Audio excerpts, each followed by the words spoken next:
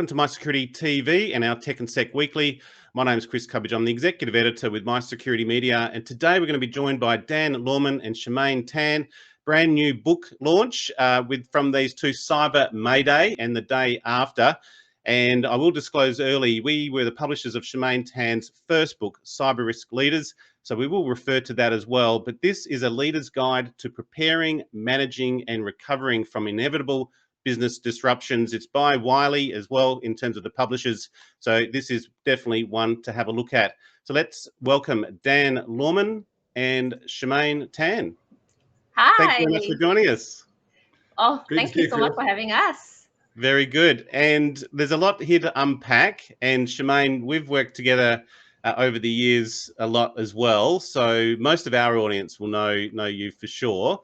But look, congratulations firstly on a book on cybersecurity. And I think one thing, just looking through the contents, the way you've structured this in multiple parts, it really gives a lot of depth here in terms of the business of cybersecurity and the challenges. And the other one is the title says it all, really, Cyber Mayday and The Day After. I think we'll start with your backgrounds, just for the audience who may not be aware. And for the audience, we want to keep you wanting more. So obviously, we want you to go and have a look at the book and also get a copy. But Dan, maybe your background as well, and then we'll move into the sort of the motivations, Shamane, from the second book as well, and how these two might relate. So Dan, yeah, just your background and sort of the motivations into the book like this. This isn't your first publication either. No, it's not. Thank you. Thanks so much for having me. Yeah, I have more than 30 years in the cybersecurity industry. I'm coming to you from Michigan, the United States. I started my career at the National Security Agency, so NSA background. I was in England with Lockheed and Mantech, so lived there in the 90s, and then really 17 years in Michigan government. Worked a lot with Homeland Security, with three-letter agencies, FBI, Department of Homeland Security. Really a lot of different organizations around the world and ran them from a cyber perspective. I'm currently with Presidio as a CISO for public sector, and we're a global digital transformation company. We do a lot of cybersecurity work with public and private sector around the world. And really the topic, Chris, is so timely because we first, before SolarWinds hit, before Colonial Pipeline, before we even had JBS Meets and all the headlines from 2021 around ransomware, we started collaborating on this more than a year ago. Shamane and I had done a couple of events together. I had been a contributor to her first book, which she can talk about, just some different stories. Yeah. And just really, and it's just really talking about, this book is full of true stories. What we thought was missing in the market really is best practices, tips, guides, pointing people to free resources that they can use, a lot of different areas to do that, but then linking that up with the real true stories that people from CISOs, business leaders, executives, CEOs all over the world. It's a global book, and we cover public and private sector, so government and Fortune 500 companies, and really trying to bring in those true stories. So we bring in leaders from all over the world and really tell their stories and really make it interesting and what's going through their minds before, during, and after a major cyber emergency. I think that's the real trick here, is what to make it interesting and readable. Shamane, your first book was Cyber Risk Leaders. And again, you spoke to CISOs around the world for that book. And this one is really, I would say, a little bit more grungy in terms of it's really hands-on, and this has a purpose. Not that the first book didn't, obviously, but yeah, it's as Dan said, has a lot of tidbits and guides and protocols in there. Maybe just describe your motivation. You're the Chief Growth Officer for Privisec, and now you can update that into a Securo company.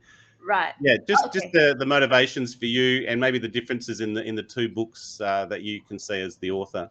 Okay. All right. Thanks, Chris. So I'm just gonna rewind a little bit. So Good. Yeah, in terms of being a chief growth officer, so what that means really is I drive the growth and outreach strategy for Securo, which is an Australian business that specializes in helping organizations with end-to-end cybersecurity services and solutions. And a lot of my work involves working very closely with the CIOs and CISOs in helping them manage their cyber risk. But as it's all part of them actually helping their business achieve growth and value preservation. So through the whole, like the last few years, there's been a lot of focus, obviously, in cybersecurity. Maybe what I can do is like show a bit of difference with the first book, The Cyber Risk Leaders, and the second book. So the first one, it's more of like a collection of insights across 30 C-suite executives and 70 CISOs insights. So Yep. that obviously can then Cyber Mayday is happening. There you go. Emergency That's a siren. mayday right there, that's for sure. Yeah. So Dan Lohrmann was one of the CISOs that contributed with his insights to cyber risk leaders. And that book focuses more on how, aspiring CISOs or current CISOs can navigate through corporate challenges. What should partners be looking in terms of providing value-added services to their CISOs? What is the art of communicating to the different stakeholders? And so it's quite focused on more like leadership and influence, right? In from a cyber age perspective. Whereas Cyber Mayday is more focused on we really deep dive into issues that's specific with dealing with Cyber Mayday. So as Dan mentioned earlier, there's 3 parts to it, right? So how do you prepare an organization before Mayday hits? What happens in the second part is when the power goes off, when it shuts down, all your companies, the lights are off. How do you act, right? And then the third part is after all the dust settles and after all the mayhem, what should we actually do as leaders to help the business recover? And we even took a time machine, right? If you look back, how would you do things Chapter 1, differently? yep. Yeah, that's right. So that's a very different sort of focus in terms of the book.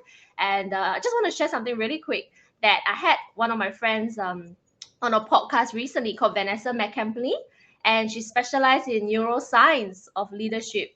And there's a lot of focus on what there's like 70,000 thoughts that attack our mind every single day. 50,000 to 70,000 thoughts, and that's a lot of thoughts. And when you are in a crisis, right? Most of the time, it's the emotional part of your brain that is acting, and you don't want that to be the case. You want the rational part. So the beauty of the Cyber Mayday book is we really use that to equip leaders so that you know how to act logically and rationally by looking at all the different scenarios that has happened before and learning from it. Dan, the makeup, I just interviewed Jason Manar, who's ex-FBI, just took on the CISO role with Kaseya. And you mentioned you're a former FBI and that 30-year background as well. Do you find that is the right mindset too from that law enforcement background, is that kind of readiness, but also the experience in dealing with crisis and the challenge now with CISOs, because, and something that Shamane's talked a lot about in the past in terms of the development of the CISO role, over the last sort of 10 or so years, it's really become a key factor at the board level, and how cyber is now a real business challenge. That's been the uptick, the need for these types of books and the education to provide that insights and the learnings of others for people in the new role, because it is still a developing role. It's still finding its feet in many regards. Is that kind of, again, your motivation to share the learning? There is a lot to unpack, as Shamane's just highlighted. Neuroscience, there's a lot there, and it's not until afterwards you realize, oh wow, I learned so much, I'll be better for the next crisis. But by then you've already potentially too late. Is that kind of your motivations here as well, to share that learning? Absolutely. Well, I think just one quick clarification. I wasn't in the FBI. I was at the National Security Agency. Sorry so about that. I was NSA, but I did, I worked very closely with the FBI, and actually in Michigan here, we have what's called Michigan InfraGuard, which, as a public-private partnership with the FBI. Work very closely with the FBI, with Department of Homeland Security, with the White House, actually, a lot of federal, and, in Michigan, certainly my roles in CISO and really around the country now, and my role as a consultant and also as a CISO helping public sector leaders around the world, work a lot with law enforcement, and certainly advocate that. We talk about that in the book. And it's a very close relationship. So I would just say a couple things. Absolutely, that was the main motivation. And one of the things we saw missing as we looked at the market out there in books is people want to know what actually was going through the mind of the leaders, whatever role it might be. We have a mix of different leaders. Some of it's CISOs, some of it's CTOs, chief technology officers, some are CEOs, chief executive officers, business leaders. Some are just other different roles in the industry. And the reality is, a lot of the pieces are the same, really globally. Around tabletop exercises, preparing, having a plan.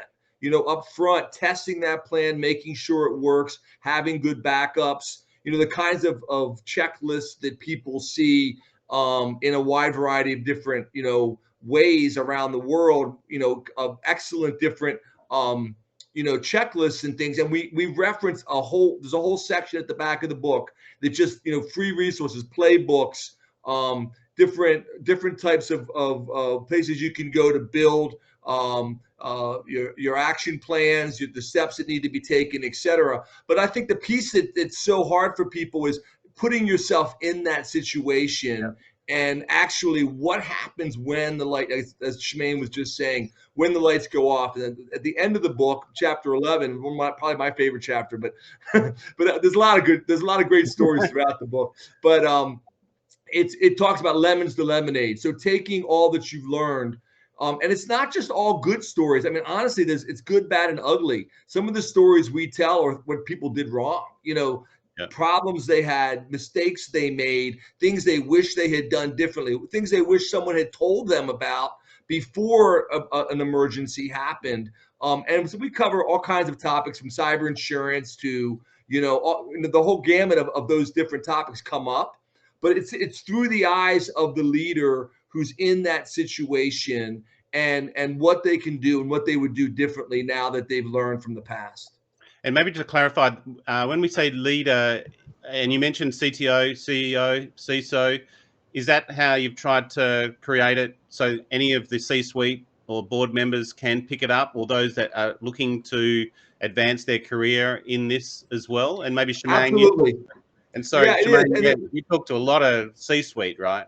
The second part of the book, just so people know, it's Cyber Mayday in the day after, but the second part is a leader's guide to preparing, managing, and recovering from inevitable business disruptions. And so, yes, I mean, in many cases, in some of the stories we tell, there is no CISO. It's a small business, or it's a small government shop. And in North Carolina, I was just rereading some chapters before this interview. It just reminded me again of what happened in North Carolina then, and what happened in Texas with Nancy Rainasek, the CISO for the state of Texas, where 13 different local governments got hit. These were small governments that really are kind of 1 or 2 person IT shops for the entire government.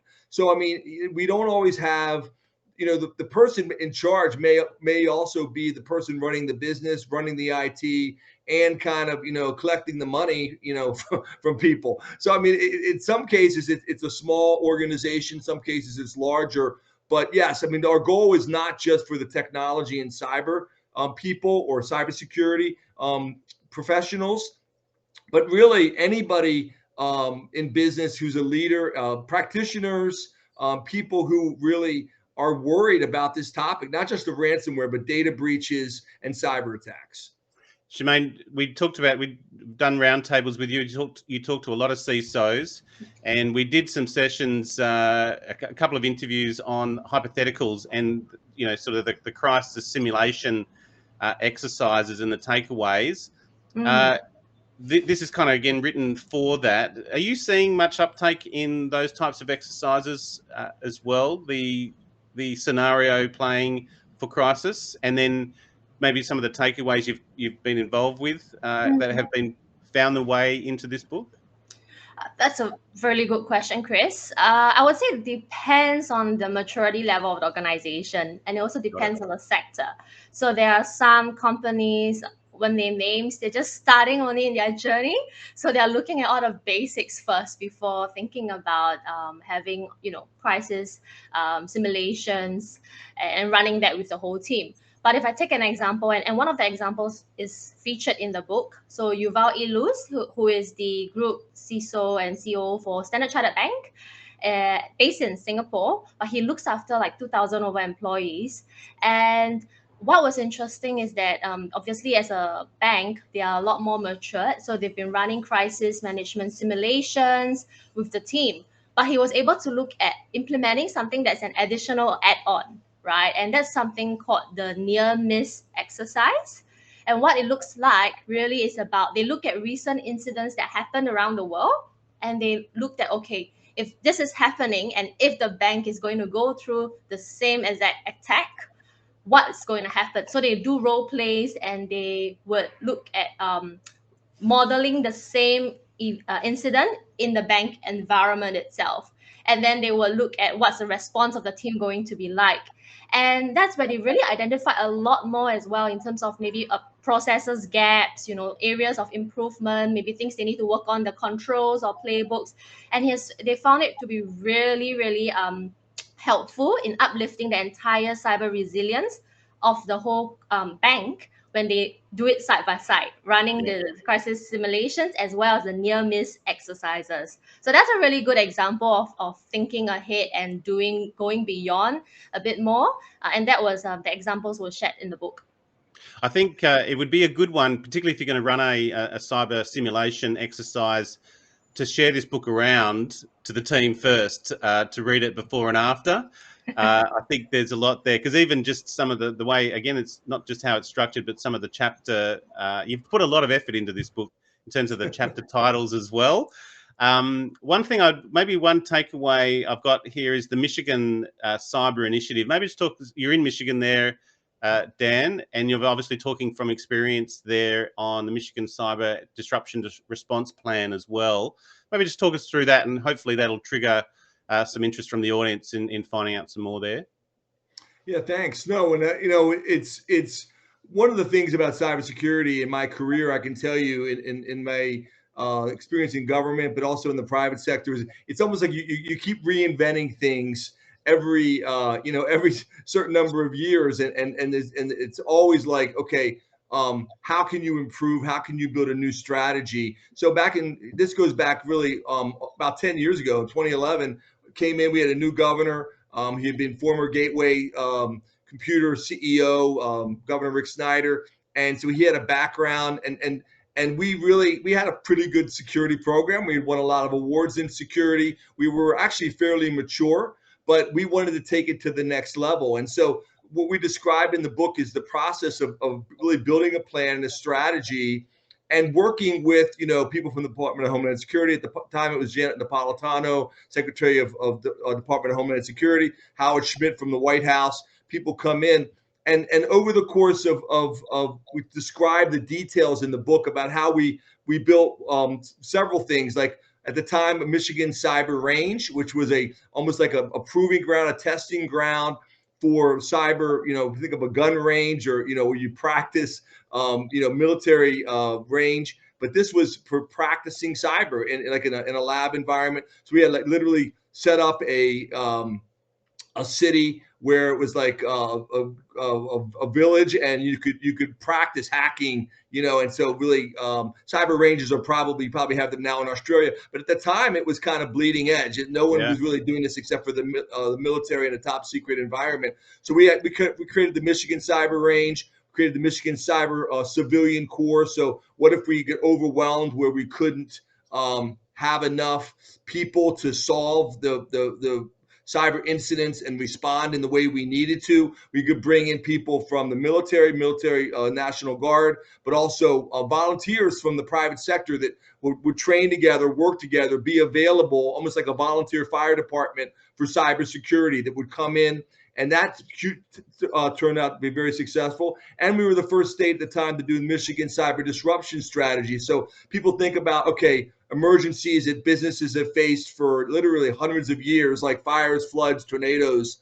But for cyber emergencies, it was kind of new. So, what do you do? How do you think about a cyber emergency, an all hazard emergency, or one where something goes down and now you have a cyber attack and you have some other type of emergency happening at the same time? So those are three things: the Michigan Cyber Disruption Response Strategy. We reference that in the book. We talk about it. Cyber Civilian Core, Cyber Range.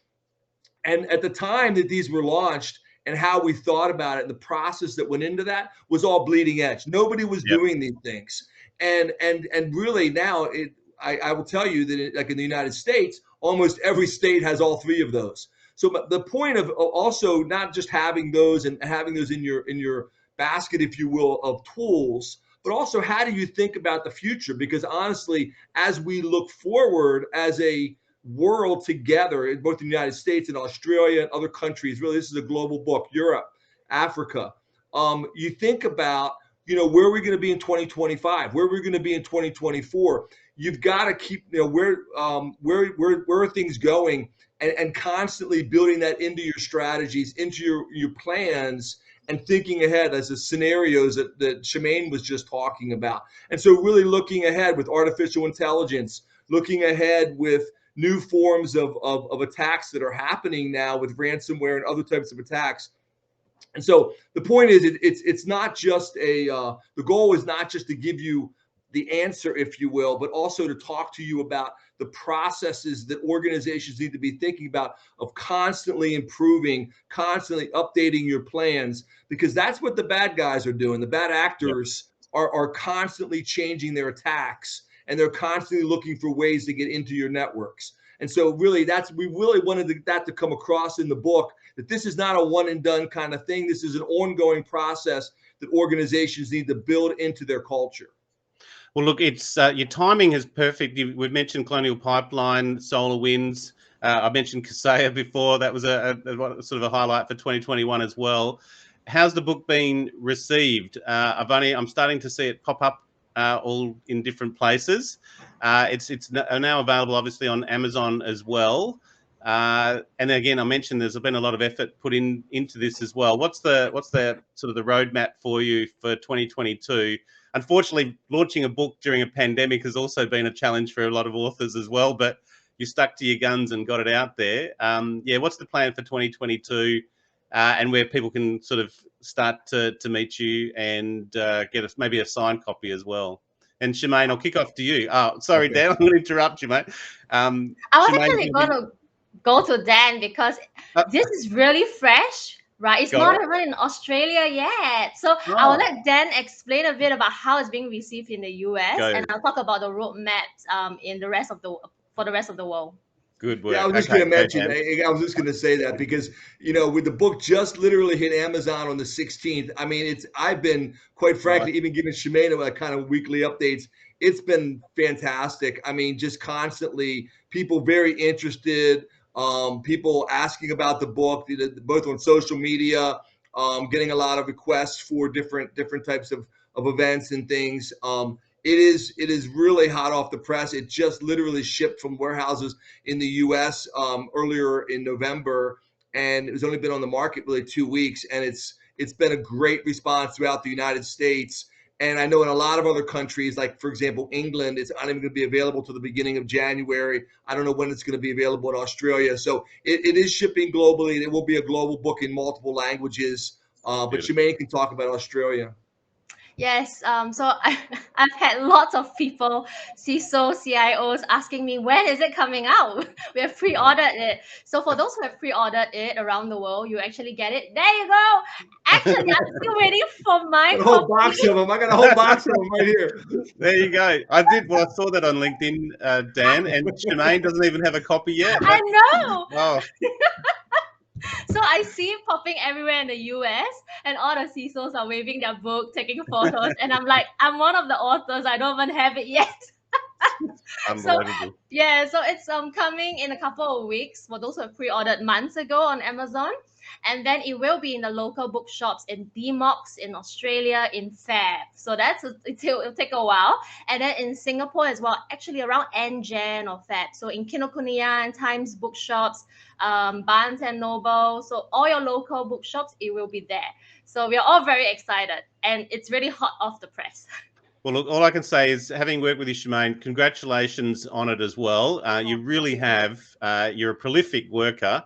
Thank you, Chris. I know that, and so well done. And you followed that dream through. A second book. I mean, that's an amazing thing in the first place.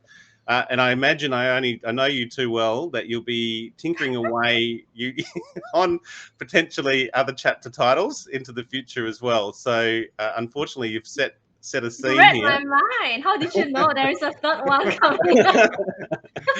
Very good. I just know, and most of anyone who does know you will know that as well. And Dan, likewise, you're a prolific writer as well. And we've Such had an honor you to work with Dan. It's been a dream working with him. Yeah.